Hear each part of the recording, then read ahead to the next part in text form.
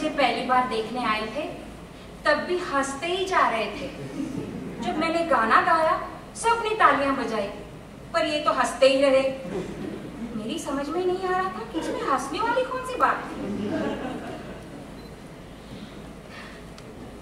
अब टीवी के सामने सोफे पर बैठा हुआ साल में एक आध बार हंसने वाला आदमी क्या यही है?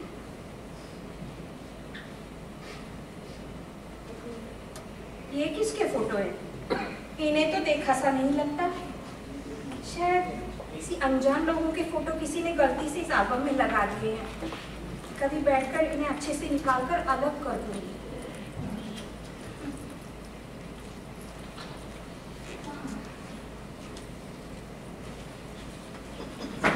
प्रसाद बहुत दिनों से आया नहीं।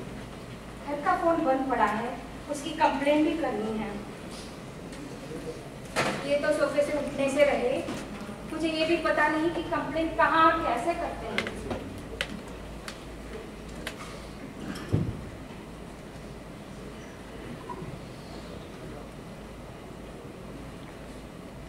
प्रसाद कह रहा था मोबाइल फोन ले लो। उसने अपना पुराना मोबाइल फोन भी मुझे इस्तेमाल करने के लिए दिया था, पर वो सब मुझे जमा नहीं। उसमें सब कुछ छोटे छोटे अक्षरों में लिखा रहता है और फिर किसके बाद क्या दबाना है ये मुझे याद ही नहीं रहता। ये बहुत मुझे संदेहास्पद लगता है। मैं उसे उसका फोन लौटा दूंगी। मुझे नहीं लगता कि ये आजकल की मशीन में कभी इस्तेमाल कर पाऊंगी। आजकल बड़ी माँ का वक्त नहीं कटता, इसलिए वो अपने सभी करीबी लोगों को खत लिखना चाह रही है। और ऐसा ठीक भी है, पर उनकी उम्र के कारण उनका हाथ कांपता है। इस वजह से उनकी लिखावट कुछ ऐसी हुई है कि वो खुद भी नहीं पढ़ पाती। इसलिए आजकल मैं जब भी वहां जाता हूँ वो मुझसे खत लिखने के लिए बिठा देती है। मुझे यह बिल्कुल अच्छा नहीं लगता। इसका कोई उपाय ढूंढना पड़ेगा। वैसे देखा जाए तो वो कंप्यूटर में टाइप कर सकती है। पहले वो टाइपिस्ट की नौकरी करती थी। लिखते वक्त उनका हाथ कांपता जरूर है, पर कीबोर्ड पर वे टाइप कर पाएंगी ऐसा मुझे लगता है। बट कंसीडरिंग हर एज, वो कंप्यूटर सीखने के लिए मना ही करेंगी।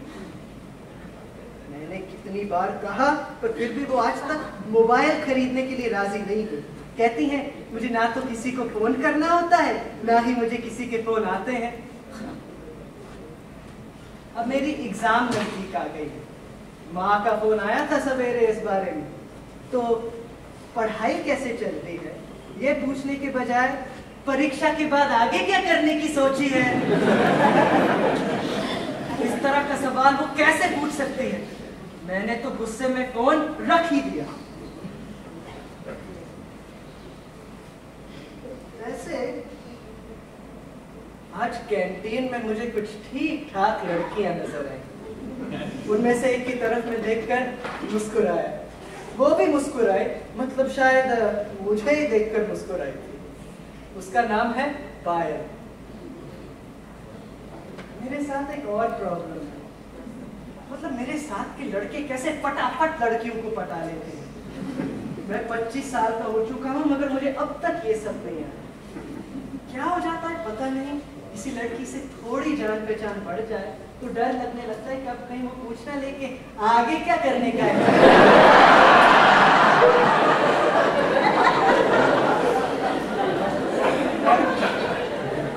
और इस डर की वजह से मैं उससे मिलना ही बंद कर देता हूँ। इस कांड को इस लड़की से पहचान बढ़ानी होगी। देखिए क्या होता है यार।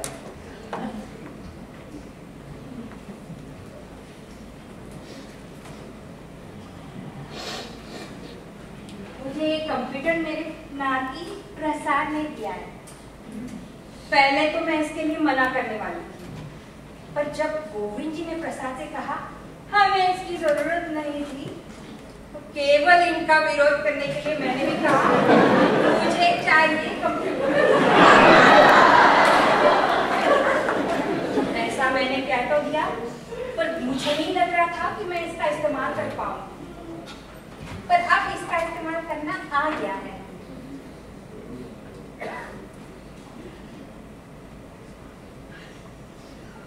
मैं मेरी ऑफिस में सबसे फास्ट टाइपिंग करने वाली टाइपिस्ट थी। 80 वर्ड्स पर मिनट की स्पीड थी मेरी। मैं क्या करती, अब मैं इस कंप्यूटर पर टाइप करने लगी हूँ और सब कुछ लिखती हूँ। घर में लाने जाने वाले सामान की सूची बनाती हूँ और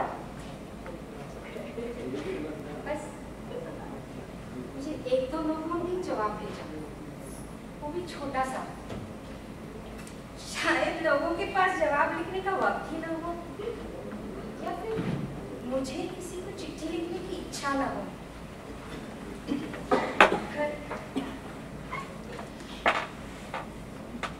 मेरा बहुत अच्छा चल रहा है सब कुछ। गोविंद जी से ये नहीं देखा जाता, हमेशा एक ही रट लगाते हैं, हमें इसकी जरूरत नहीं थी। अरे इन्हें तो आजकल चश्मा पहनने की भी जरूरत महसूस नहीं होती। मुझे दिखता है, सच कहूं तो बिल्कुल कुछ दिखाई नहीं देता, पर कोई सुनना ही नहीं चाहे तो क्या करें। प्रसाद कह रहा था, मैं तुम्हें तुम्हारा क्या था ईमेल का पता बना देता। एक बार बना दिया तो कहता था मैं इस कंप्यूटर पर जो टाइप करूंगी वो जिसे भेजना है वो अपने आप पहुंच जाता है। मैं जानती थी वो मेरा मजाक उड़ा रहा है, तो फिर मैंने भी कहा अरे तब तो बहुत अच्छा हुआ, पोस्टमैन को दिवाली का इनाम देने की जरूरत ही नहीं।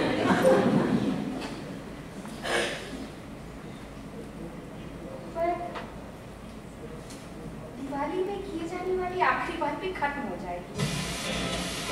मिट्टी के दिए, रोशनी की छातें लगाने का उत्साह तो सबका खत्म हो चुका है। दिवाली के वक्त बनने वाले पकवान अब हम दोनों से हजम नहीं होते। अब बचपन में चक्री जलाते वक्त हाथ जल गया था, तब से पटाखे नहीं जलाए। ये सब दिवाली की बख्शिश मांगने वाला जब दरवाजे पर आता है तब पता चलता है दिवाली खत्म हो गई। अरे ये क्या हो गया, ये क्या लिखा हुआ आ गया? हमेशा की तरह मैंने ही कुछ गड़बड़ी कर दी होगी। ये खिड़कियां बंद क्यों नहीं होती हैं?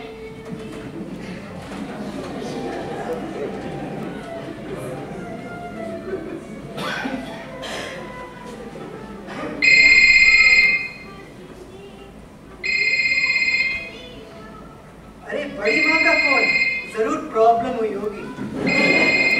हेलो। हाँ बेटे, मैंने कंप्यूटर को हाथ भी नहीं लगाया पर कुछ लिखा हुआ आ गया, सब बंद हो गया।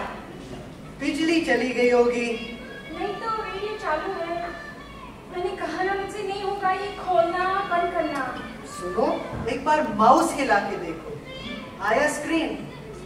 हाँ अब आया। तुम जरा आते तो अच्छा है। सब कुछ लिख देने के बाद भी आप गड़बड़ी क्यों करती हैं? मैं कल आऊंगा। ऐसा भी क्या जरूरी टाइप करना है कि एक दिन देरी से फर्क पड़ जाएगा? चलो बाय।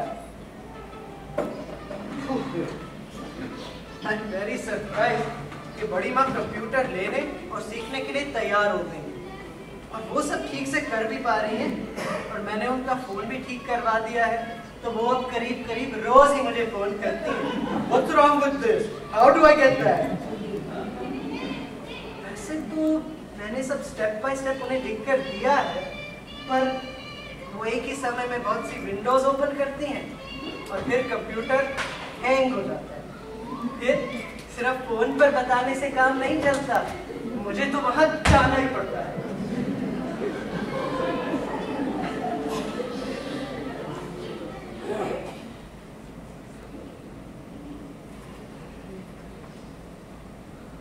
अब मैंने तय कर लिया है कि जब कंप्यूटर पर काम करूंगी तो गड़बड़ ना हो, इसलिए एक वक्त में एक ही खिड़की खोलूंगी। पर ऐसे कैसे हमारे कंप्यूटर में लिखा हुआ कर दूसरे के कंप्यूटर में चला जाता है? अचरज की बात है ना। पर प्रसाद की कहे के अनुसार मैंने ईमेल का पता बना लिया। KAMALA1579@gmail gmail.com। हाँ, तो मेरी पहचान के जितने भी लोग थे उन्हें फटाफट से मैंने ईमेल से खत भेजा, पर किसी ने जवाब ही नहीं लिखा। किसी को भी मुझे चिट्ठी लिखने की इच्छा नहीं हुई। पर प्रसाद ने जो लिख के दिया था उसके अनुसार मैं सब कर लेती हूँ।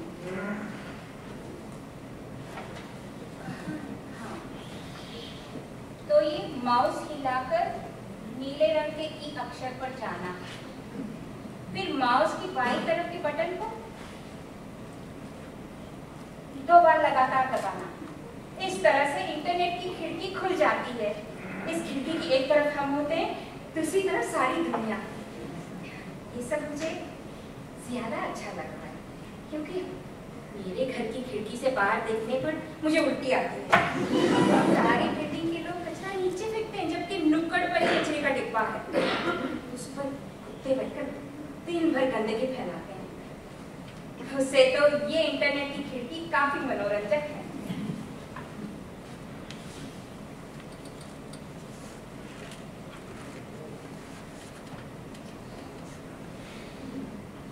इस बीच फाइनली मुझे उस पायल के साथ, जिसे अफेयर जैसा कुछ कहते हैं, ऐसा कुछ करना आ गया।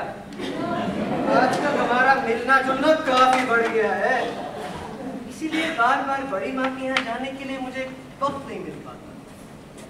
मैंने इस बारे में अब तक किसी से कुछ नहीं कहा है, लेकिन बड़ी माँ को मैंने सब कुछ बताया है। उन्हें मेरी ऐसी तरक्की जानने में बहुत इंटरेस्ट होता है।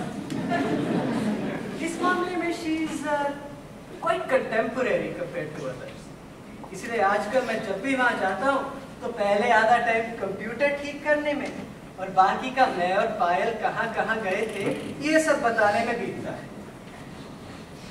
मैं बचपन से उन्हीं के साथ बड़ा हुआ, मतलब माँ और उनका वो फेमस झगड़ा होने तक माँ मुझे काम पर जाते समय उनके यहाँ छोड़कर जाती। झगड़ा दरअसल किस कारण से हुआ ये मुझे किसी ने नहीं बताया आज तक, पर माँ गुस्से से बाहर आई और बोली ये बात मैं जिंदगी भर नहीं भूलूंगी। और उसके बाद they haven't talked to each other। लेकिन नाना जी कभी कभी माँ को फोन करते हैं। मुझे तो ये समझ में नहीं आता कि मैं उनके साथ कैसा बर्ताव करूं। पिछली बार उनकी टीवी के कांच पर काफी धूल जमी थी, इसलिए मैं पहुंच रहा था तो वह एकदम से मुझ पर बरस पड़े, बोले दूर हो जाओ, मेरे और टीवी के बीच में खड़े मत रहो। नाना जी ज्यादा बात नहीं करते, मगर जब करते हैं तो अक्सर चिढ़कर बोलते हैं।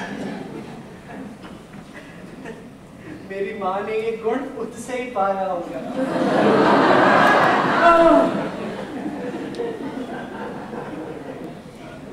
पशुपतिनाथ.com ये सर्च लिखी हुई जगह पर हम मन चाहे शब्द डालने से दुनिया की सारी बातों के बारे में पता चल जाता है। अब पिछले महीने मैंने घर बैठे बैठे भारत के सारे दर्शनीय स्थलों का सफर कर लिया था। कुछ दिन पहले मैंने एक साइट भी निकाली, उस पर जाकर हम खेती कर सकते हैं, पशुपालन कर सकते हैं, घर खरीद सकते हैं, जो कुछ मुफ्त, ये पैसा खर्च किए बगैर। हम सच समझ कर खेले तो अच्छा लगता है, बचपन के खेलों की तरह। खैर, एक बार यूं हुआ कि मैं ऐसा ही कुछ सर्च कर रही थी तो अचानक बहुत सी नंगी औरतों की तस्वीर दिखाई देने लगी।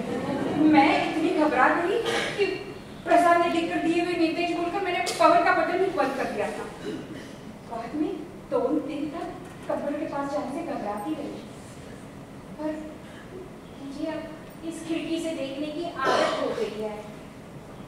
तो धीरे जुटाकर मैंने कंप्यूटर फिर से शुरू किया तो वो औरतें जा चुकी थी, मेरी जान में जान आई। कहने का मतलब, अगर बाहर पता चलता ऐसी औरतों के साथ मेरा उठना बैठना है तो मैं उनकी कितनी बदनामी हो जाती।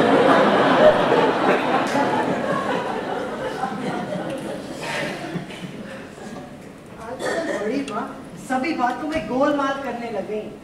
फॉर एग्जाम्पल, कल अचानक वो बोली कि शादी के तुरंत बाद वो मुंबई आई ही नहीं, और मेरी माँ के जन्म के बाद वो मुंबई आई। और मेरी माँ के जन्म के लिए उन्होंने शिरडी में मन्नत मांगी थी, जिसे पूरा करना रह गया था। मैंने कहा ऐसा नहीं है, मन्नत आपने नहीं, मेरी माँ ने मेरे लिए मांगी थी, और आप शादी के तुरंत बाद मुंबई आ गई थी। तो वो एकदम से चिढ़कर मेरी तरफ बोली, मुझे अपनी जिंदगी की बातें ज्यादा मालूम है या तुम्हें? मैंने उनसे कोई बहस नहीं की। इस बीच मेरी एग्जाम खत्म हो गई। फॉर्चुनेटली मुझे लगता नहीं कि मैं पास होने वाला हूँ। मैं फॉर्चुनेटली इसीलिए कह रहा हूँ कि अब एग्जाम खत्म होने के बाद एटलीस्ट फॉर सम टाइम कोई मुझसे ये नहीं पूछेगा कि आगे क्या करने का इरादा। जिन सब्जेक्ट्स में मैं पास नहीं हो पाया हूँ, उन्हें दोबारा देने के लिए जमकर पढ़ाई कर रहा हूँ। बस इतना कह दिया कि बात खत्म।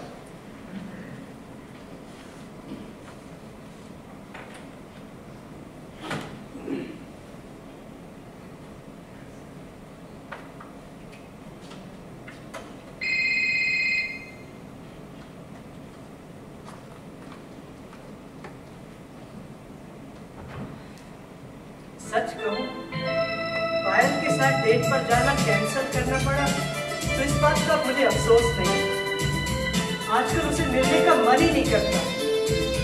मैं फेल हो गया, इस बारे में उसने मुझसे कुछ नहीं कहा है, but I feel worried that she may ask me about it any time. और फिर मैं हमारी डेट जल्दी खत्म हो जाए इसी का इंतजार करता हूँ।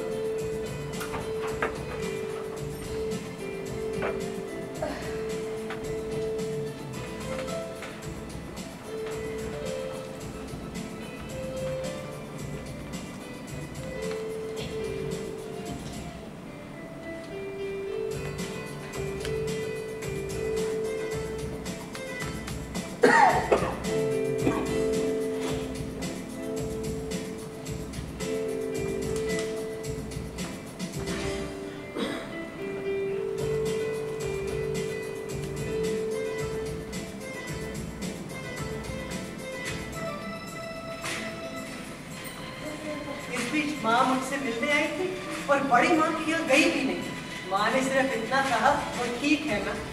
मैंने कहा बड़ी माँ feels very lonely these days, और अगर तुम उनसे मिलोगी तो उन्हें अच्छा लगेगा। पर माँ बहुत जिद्दी है, उसने मेरी एक ना सुनी। माँ ने कहा कुछ बातें मैं भूल ही नहीं सकती। आखिर मैंने चिढ़कर कहा कि ऐसा क्या हुआ है तुम दोनों के बीच तो तुम कभी भूल ही नहीं सकती। माँ ने कहा वो तुम्हें जानने की जरूरत नहीं।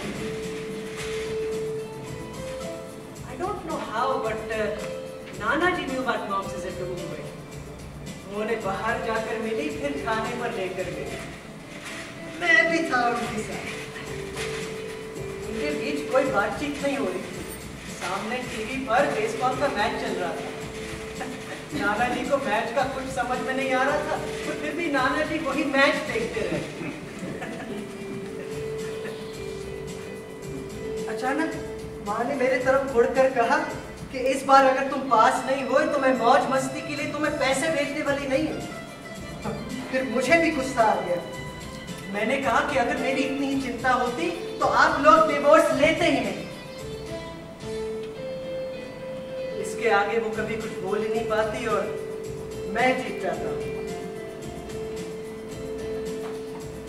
उसके बाद सारा समय नाना जी टीवी देख रहे थे, माँ नीचे देखकर खाना खा रही थी, और मैं शीशे के बाहर रास्ते से गुजरने वाले लोगों को देख रहा था।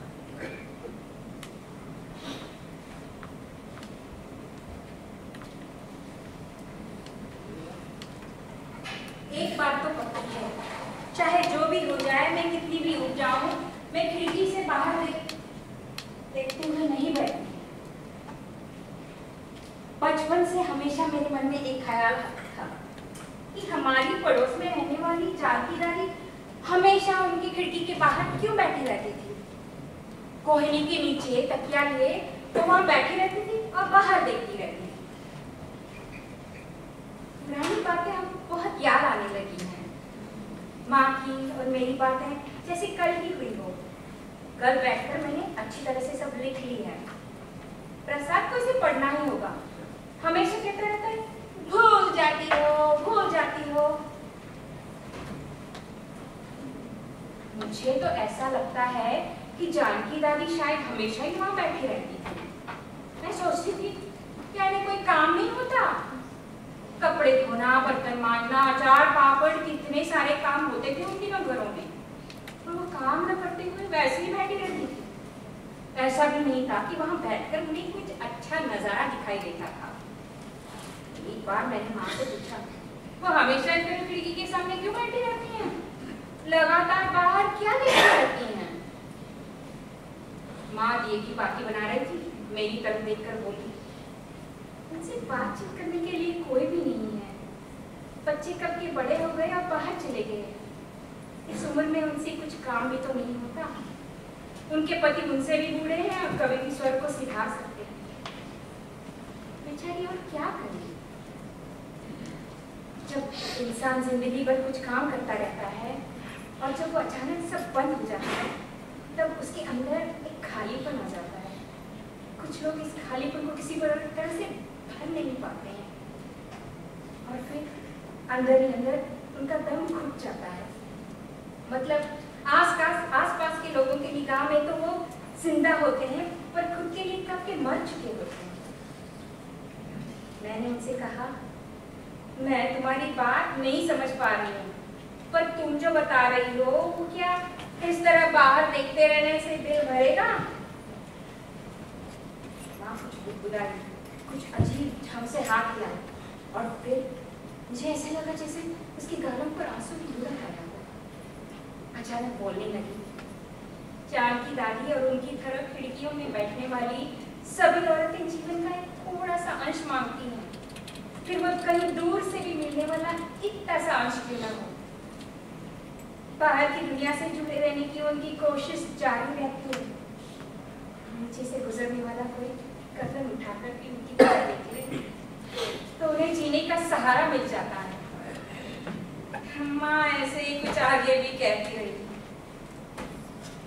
हालांकि उस वक्त वो सारी बातें मेरी समझ में नहीं आई, पर एक बात मैंने पक्की ठान ली थी कि चाहे जो भी हो जाए, मैं जब बूढ़ी होंगी तब मैं खिड़की के पास जाकर नहीं बैठने वाली, कभी नहीं।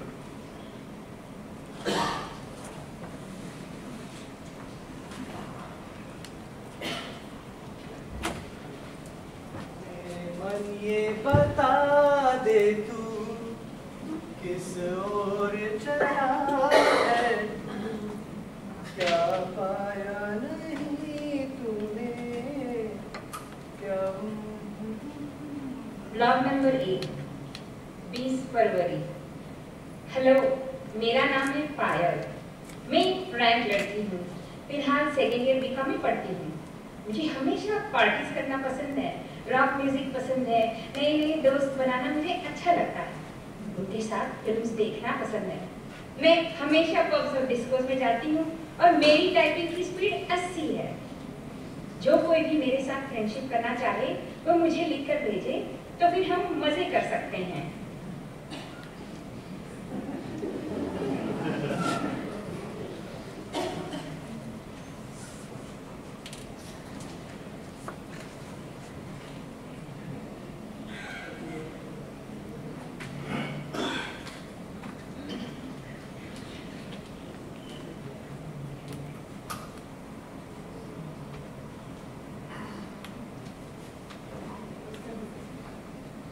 मेरे पहले ही ब्लॉग्स के इतने जवाब आए कि पूछिए मत।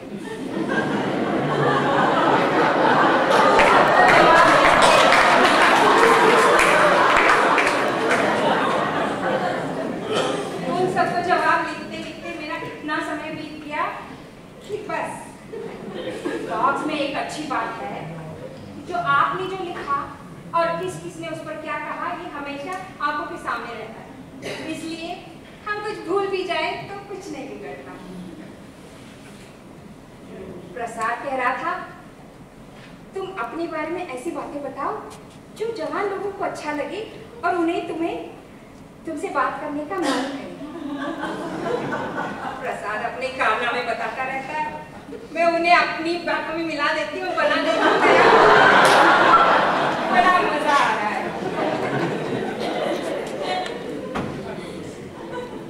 आजकल हमेशा मैं भूल जाती हूँ कि मैंने अपना चश्मा कहाँ रखा। मुझे अब उसकी आदत नहीं हुई है ना, इसलिए। ये देखो, मिल गया। आजकल के लोगों को 40 की उम्र में ही चश्मा लग जाता है, पर मुझे इतनी जल्दी लग जाएगा इसका मुझे अंदाजा नहीं था। इसे ऑफिस की औरतों से छुपा कर रखती हूँ। जब से मुझे टाइपिंग का सर्टिफिकेट मिला है, तब से बहुत जल्दी है मुझसे। जाने दो, उन्हें बहुत पूछता है।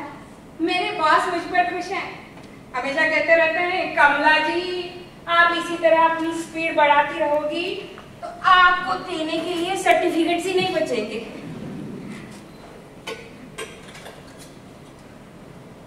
प्रसाद बहुत दिनों से आया नहीं।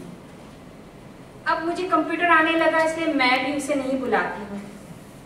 ब्लॉग्स लिखने में बहुत अच्छा लगता है। क्रॉसवर्ड से तो ब्लॉग्स लिखना मुझे मजा आता है। आजकल गोविंद जी कुछ ज्यादा ही टीवी देखने लगे हैं। रात रात भर टीवी लगाकर बैठ जाते हैं। भगवान ही जाने कब सोते हैं। इतना टीवी देखने पर उनके दिमाग पर असर हो गया है। मैं कल घूमने गई थी, घर लौटकर आई तो दरवाजा खोलकर पूछने लगे किससे मिलना है। अरे यार, हम दोनों के सिवा कोई रहता भी है इस घर में। तो मैंने हटाकर मैं अंदर जाने लगी। कहने लगे ओ मैडम कहाँ जा रही हो, मैं नहीं पहचानता आपको। मैं फिर से बाहर चली गई और एक चक्कर लगाकर उनका दिमाग ठंडा होने पर लौटी। कहते हैं मुझे नहीं पहचानते, क्या बिना पहचान के बच्चे पैदा हो गए। कमाल है। संडे को मैं बड़ी माँ के घर गया था उनका जन्मदिन सेलिब्रेट करने के लिए। मैं केक लेकर गया था और बड़ी माँ ने हमेशा की तरह आलू बड़े बनाकर रखे। नाना जी सोफे से उठे भी नहीं। आजकल वो अपने आप से बड़बड़ाते रहते हैं। मैं आलू बड़ा खाना शुरू किया।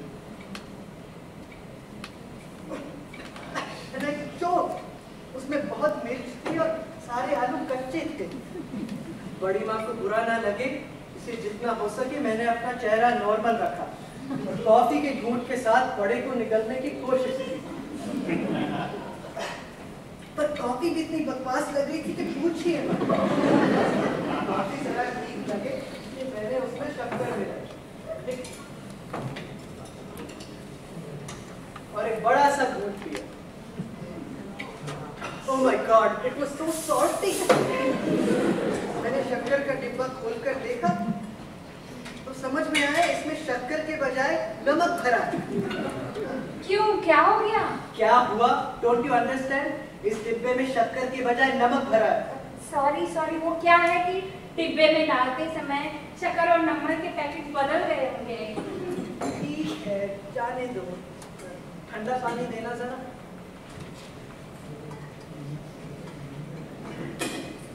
आपने आखिरी बार किराने का सामान कब लाया था? अब बहुत दिन हो गए। वो आजकल हमें खास सामान की जरूरत नहीं पड़ती। सामने वाले होटल में बार बार जाके खाना खा लेते हैं। क्यों? आपको तो होटल का खाना अच्छा नहीं लगता था? जाने दो, उतना ही इनका बाहर की खुली हवा में टहलना हो जाता है। वहाँ सवाल किराना सामान लाने का, मुझसे इतनी भारी थैलियां नहीं उठाई जाती। तो मैं ला दिया करूंगा ना। आजकल एक फोन कर देने पर भी सारा सामान घर पहुंच जाता है। जाने दो रे प्रसाद।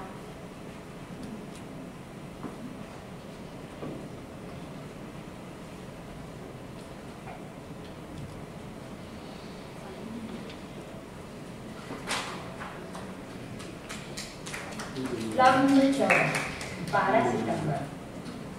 माधव और मेरा प्यार अब रंग लेने लगा है। मेरे घर वालों और दोस्तों को तुझसे मिलना है। वैसे तो मुझे ये बात पसंद नहीं आई, पर उससे बुरा न लगे इसलिए मैंने हाँ कर दी। फिर सब जमा हो गए। वे मुझे कभी चलकर दिखाने के लिए कहते, तो कभी गाने के लिए। कमाल के लोग थे। और माधव तो बस हंसे ही जा रहा था। अचानक उसने मेरा हाथ पकड़ लिया और बोला, मेरे साथ गोवा चलोगी? अब मैं एकदम से ऐसे कैसे चली जाऊं उसके साथ? फिर घर लौटने के बाद मैंने सोचा कि इसमें क्या बुराई है, पर मैं अब तक कुछ तय नहीं कर पाई हूँ। तय हो जाने पर आपको बताऊंगी।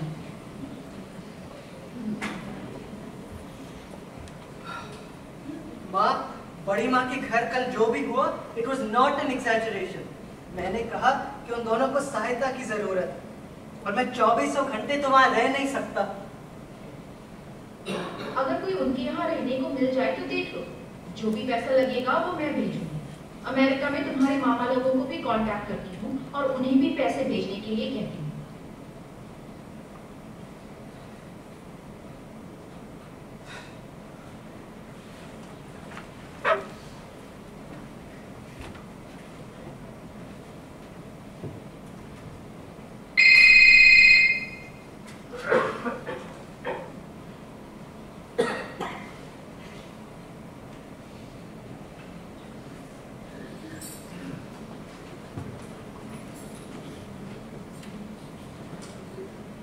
ब्लॉग नंबर 15, 20 सितंबर।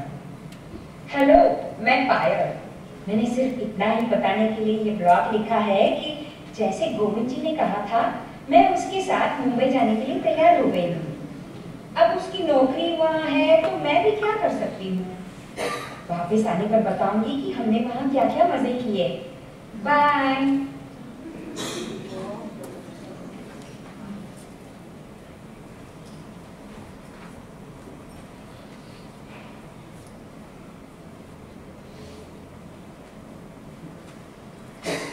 जैसा कि माँ ने सुझाया था, मैंने किसी ऐसी लड़की की तलाश शुरू की जो दिन भर बड़ी माँ के साथ रह सके।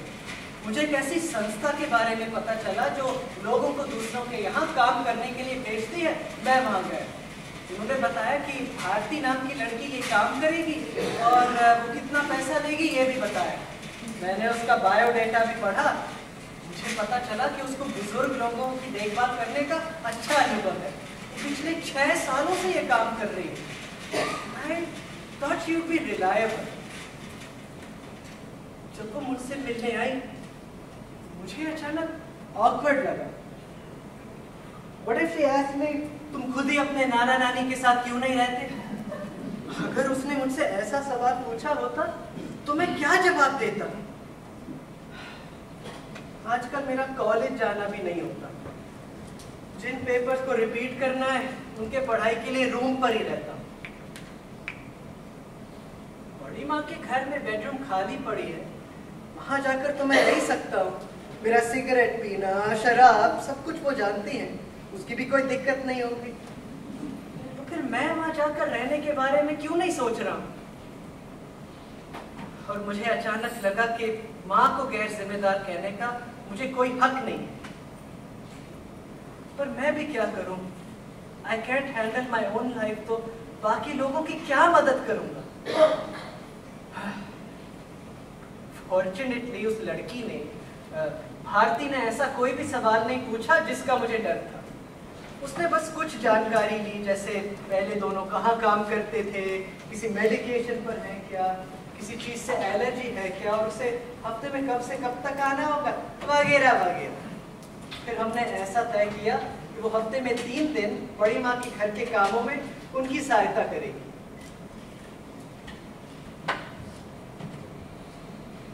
पर प्रसाद एक लड़की को लेकर यहाँ आया था। मुझे वो बहुत ही तेज लगी। वो इतनी अच्छी चाय बनाकर दी तो बस 2 घूंट पीकर बाकी की चाय छोड़ दी। और फिर यूं ही मुझसे निजी सवाल करने लगी। अब मैं क्यों उसे बताऊं मैं रोज नहाती हूँ या नहीं, या रोज बाथरूम में अकेली जा सकती हूँ या नहीं।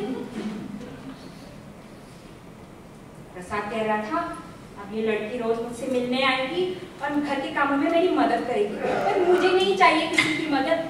पिछले 20 साल से मैं अकेली रह रही हूँ और अब भी खुद के लिए मैगी नूडल खुद बना सकती हूँ। बस प्रसाद से प्यार करती हूँ, उसका दिल दुखाना नहीं चाहती, इसलिए मैंने इस लड़की को मेरे घर में आने की इजाजत दे दी।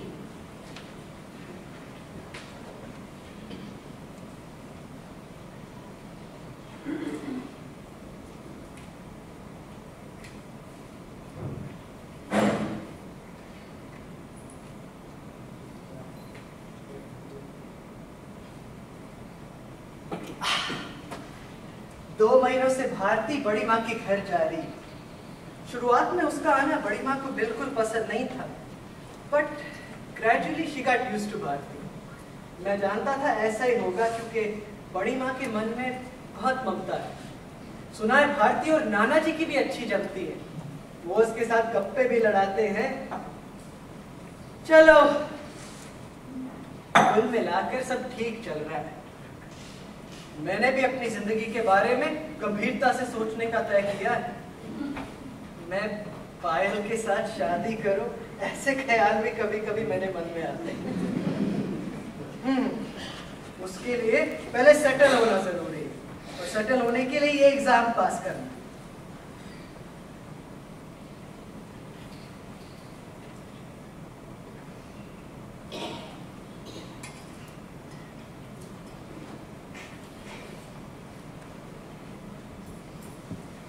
गोविंद जी का पत्ता आजकल बहुत तकलीफ देने लगा है। बार बार मेरी तरफ अजीब नजरों से देखते हैं और एक तो चिढ़ जाते हैं। कभी मुझे पहचानते हैं तो कभी नहीं पहचानते। ये सब ऐसा ही चलता रहा तो बहुत मुश्किल होगी। आजकल मुझे घर में रात को अकेले रहने में डर लगने लगा।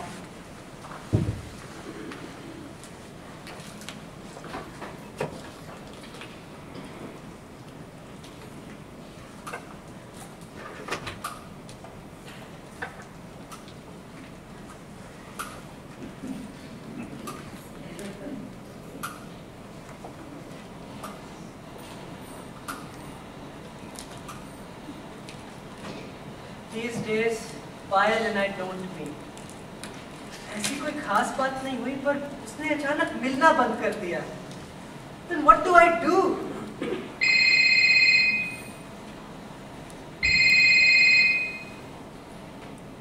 Hi mom. हाँ, बड़ी माँ का फोन आया था और उनकी आवाज में बहुत घबराहट थी। कह रही थी नाना जी बहुत वायलेंट हो गए हैं, एकदम भड़क उठते हैं, मुझे मार डालेंगे, तुम तुरंत यहाँ आ जाओ। मैं तुरंत वहां गया तो देखा कि घर का दरवाजा खुला ही था और बड़ी माँ सीढ़ियों पर बैठी थर-थर कांप रही थी। मैं उन्हें अंदर के कमरे में ले गया तो अंदर के कमरे में नाना जी खर्राटे भरते हुए आराम से सो रहे थे। बाहर निकला तो पड़ोस के अंकल ने कहा कि अपनी नानी को संभालो, वो किसी के भी घर में घुस जाती हैं और कहती हैं ये मेरा घर है। बिलीव माँ, जब मैं घर के अंदर गया तो मैंने नाना जी से पूछा कि उन्होंने बड़ी माँ के साथ झगड़ा क्यों किया, तो वो मुझ पर बरस पड़े, बोले वो झूठ बोल रही है। मैं कंफ्यूज हो गया हूँ माँ, I really just don't know whom to believe। बुढ़ापे में अक्सर होता है ऐसा। The elder people do get disoriented a bit। कुछ बातें भूल जाते हैं। इन सब बातों की तरफ ज्यादा ध्यान देने की जरूरत नहीं है, पर अगर कुछ हो गया तो उनके पास किसी का होना जरूरी है। भारती से पूछो कि क्या वो पूरे वक्त उनके पास रह सकती है। जो भी एक्स्ट्रा पैसा लगेगा वो मैं भेज दूंगी। मैंने भारती से ऑलरेडी बात कर दी है, उसने हाँ कर दी। वो कल से बड़ी माँ के साथ रहने लगी।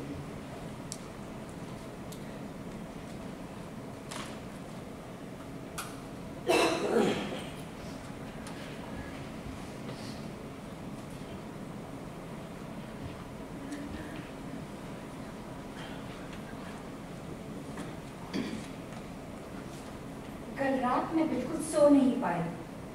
बाहर से बहुत आवाजें आ रही थी और गोविंद जी ने तो टीवी बहुत जोर से लगा कर रखे थे। पता नहीं उस आवाज की वजह से या क्यों, पर मुझे बहुत डर लग रहा था। इतना कि मैंने अपना सर चादर में छुपा लिया और बस लेटी रही। सुबह को जब मेरी नींद खुली तो मेरे बिस्तर के पास इतने सारे लोग क्यों जमा हो गए हैं? क्या हो रहा है मेरे घर में? मुझे कुछ समझ में नहीं आ रहा है। ये भारती किचन में किससे लड़ रही है? अब इस लड़की को घर में जरूरत थी तो मैंने रहने के लिए जरूरत थी। ये अपने दोस्तों को बुलाकर पार्टियां कर रही है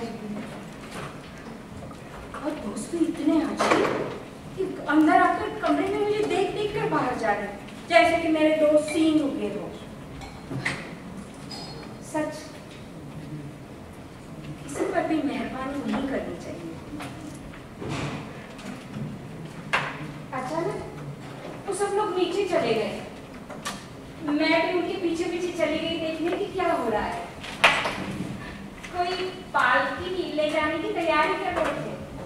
तब मेरी समझ में आया ये लोग भारती के दोस्त नहीं बल्कि गली के गणेशोत्सव मंडल के सदस्य हैं जो किसी तरह का जुलूस निकालने की मेरे घर का इस्तेमाल कर रहे हैं।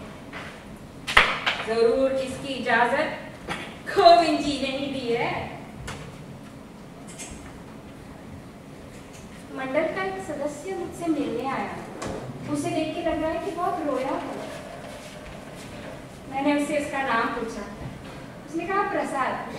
आश्चर्य है, मेरे भतीजे का नाम भी प्रसाद है, यानी मेरी बहन सुनीता के बेटे का। हाँ, मैंने उसे ये बात बताई तो अजीब सा गर्दन हिलाया, कुछ हंसा और बस।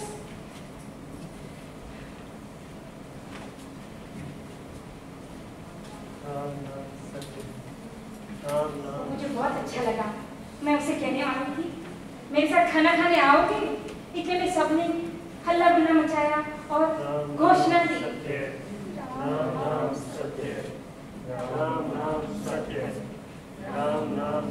इतने में वो जाने लगा। कहाँ जा रहे हो? थोड़ी देर रुक जाओ।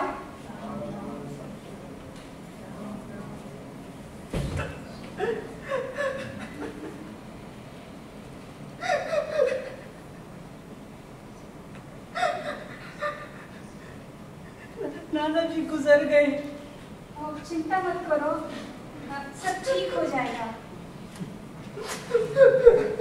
अब इसके नाना जी गुजर गए, ये तो बुरा ही हुआ, पर उसके लिए मैं क्या कर सकती हूँ? ये भारती कहीं दिखाई नहीं दे रही है, कहाँ चली गई है? अरे वो भारती का दोस्त होगा जिससे उसका ब्रेकअप हो गया था। उसे मनाने के लिए दोबारा घर पर आया होगा। हाँ, पर इन सब बातों से मैं बहुत तनाव महसूस कर रही हूँ। मन करता है कि मैं सो जाऊं। थोड़ी देर सो जाती हूँ।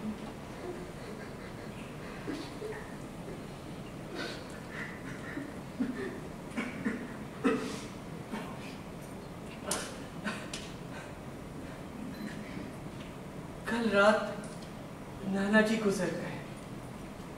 सोफे पर बैठे टीवी देखते देखते उन्हें अटैक आ गया। तो अच्छा था कि भारती घर पर थी। उसने फटाफट सभी को फोन कर दी। बड़ी माँ सारा वक्त उन्हीं के पास बैठी हुई थी और चुपचाप देख रही थी। जब नाना जी को अटैक आया तब उन्होंने भारती से कहा कि ये आदमी शोर मचाकर मुझे काम करने नहीं दे रहा है, मैं बॉस से इसकी शिकायत करूंगी।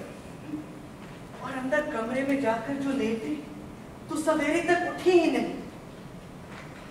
सुबह नाना जी की अर्थी एम्बुलेंस में रखते वक्त वो अचानक नीचे आंगन में आई और हमारी तरफ अचरज से देखने लगी। उन्हें वन टू कंसोल है तो मुझसे बोली कि सब ठीक हो जाएगा। क्या ठीक हो जाएगा? क्या नाना जी उठकर बैठने वाले हैं? क्या फिर से आलू बड़े बनाएंगी? क्यों हंसी मजाक करने के लिए फिर मिलेंगे? क्या सब कुछ पहले जैसे हो जाएगा? Ever happen?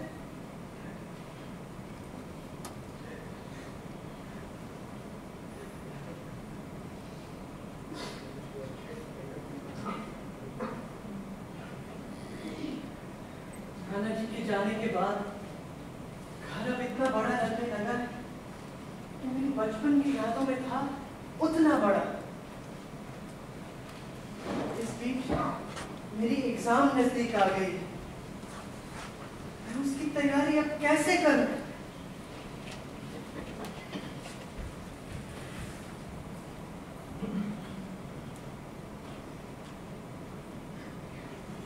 आखिरकार मेरा फ्लैट शेयर करने वाला मेरा फ्लैट छोड़कर चला गया।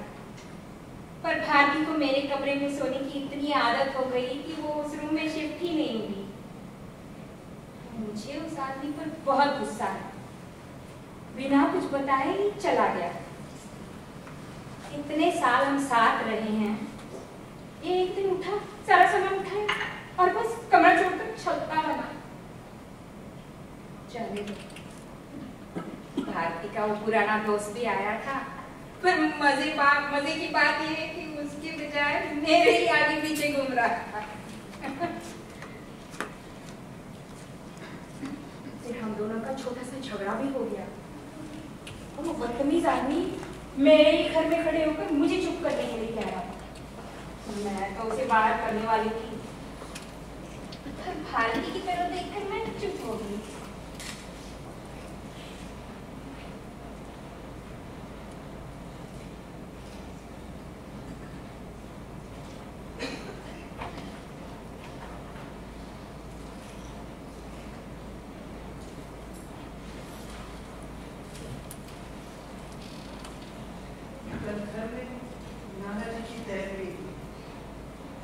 अमेरिका से मामा जी के आने का तो सवाल ही नहीं उठता था। माँ कानपुर से निकली थी, मगर कोई बहुत ही अर्जेंट काम आ जाने से आधे रास्ते से ही वापस चली गई और मुझसे कहा तुम ही सब देख लो। फिर मुझे सब अकेला करना पड़ा। भारती ने मेरी इन सब कामों में बहुत मदद की। बड़ी माँ बिहेवियर was very disturbing। वो सबके बीच आराम से घूम रही थी। वो समझ ही नहीं पाई थी कि नाना जी गुजर गए हैं। वो नीचे आई और अचानक जोर जोर से गाना गाने लगी। मैंने उन्हें चुप होने के लिए कहा तो उन्होंने कहा मैं चुप नहीं रहूंगी, मैं तो गाऊंगी। Ultimately I had to confine her to her bedroom। मुझे बहुत अजीब सा लगा कि मैंने उन्हें उनके पति की क्रियाक्रम की विधि में शामिल नहीं होने दिया। सबसे बुरी बात तो यह है कि वो मुझे भी नहीं पहचानती। वो मेरी तरफ देखती हैं, मुझसे बात भी करती हैं, मगर इस तरह जैसे कि मैं कोई पराया ही आदमी हूँ। बड़ी माँ मुझसे बात कीजिए, चाहे तो पूछिए कि मैंने आगे क्या सोचा है, या फिर कंप्यूटर वाली प्रॉब्लम्स पूछिए, या फिर मुझसे कहिए कि सब ठीक हो जाएगा।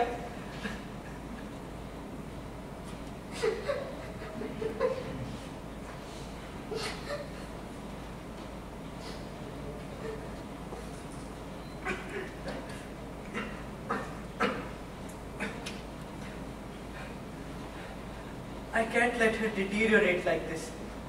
मुझे उन्हें किसी डॉक्टर के पास ले जाना होगा। अब ये सब मैं खुली आंखों के साथ नहीं देख सकता।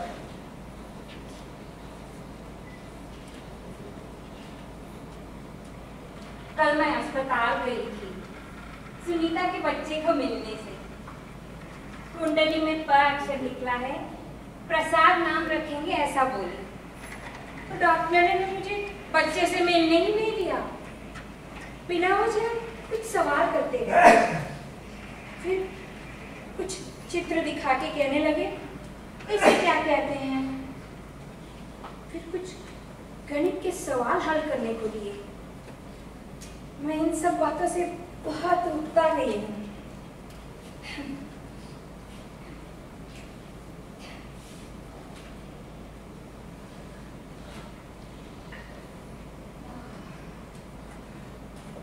डॉक्टर के पूछे गए सवालों में से केवल 5% सवालों के वे जवाब दे पाए।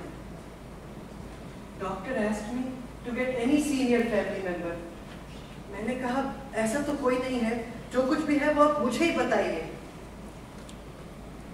डॉक्टर ने कहा कि बड़ी माँ को जो बीमारी हुई है उसे डिमेंशिया कहते हैं और वो करीब करीब आखिरी स्टेज में है। डिमेंशिया इंसान की याददाश्त को कण कण से भुला देने वाली बीमारी है जो किसी को भी हो सकती है। फिर मेरी बड़ी माँ को ही क्यों? इस सवाल का जवाब डॉक्टर के पास नहीं था। पहले इंसान को शब्द याद नहीं आते, फिर रोजमर्रा की बातों में गफलत होने लगती है, फिर अपनी उम्र और वक्त के मामले में गड़बड़ी शुरू होती है, फिर रिश्ते नातों का कंफ्यूजन होता है, समाज में लोगों से मिलना जुलना बंद होता है। उसके बाद धीरे धीरे वर्तमान की बातें भी याद नहीं आती, फिर अतीत की बची कुची यादें बार बार उभर आती हैं, और फिर धीरे धीरे वो यादें भी मिट जाती हैं। I did see all of these symptoms in her the last couple of years. अगर मैं उसी वक्त उन्हें किसी अच्छे डॉक्टर के पास ले गया होता तो कुछ फायदा होता। माँ तो अभी भी कहती है कि बुढ़ापे में अक्सर ऐसा होता है। डॉक्टर ने कहा कि ये गलत है। सच तो यही है कि हम सब ने बड़ी माँ की तरफ ध्यान ही नहीं दिया। उनकी ढलती याददाश्त से खुद को बचाने के संघर्ष में हमने उन्हें अकेला छोड़ दिया। डॉक्टर ने कहा कि उन्हें हॉस्पिटल में एडमिट करना पड़ेगा, उन्हें अंडर ऑब्जर्वेशन रखना बेहतर होगा। अस्पताल जाते वक्त बड़ी माँ को कुछ समझ में नहीं आ रहा था कि हम कहाँ और क्यों जा रहे हैं। वो सिर्फ एक सवाल बार बार पूछ रही थी कि वो साथ क्यों नहीं आए। How do I make her understand that हम अभी गुजर गए हैं?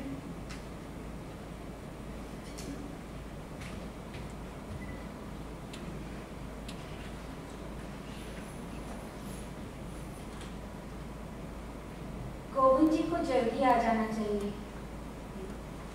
कहाँ है गोविंद जी? रात इतनी ढल चुकी है, ये भी कोई उम्र है इतनी देर तक बाहर रहने की?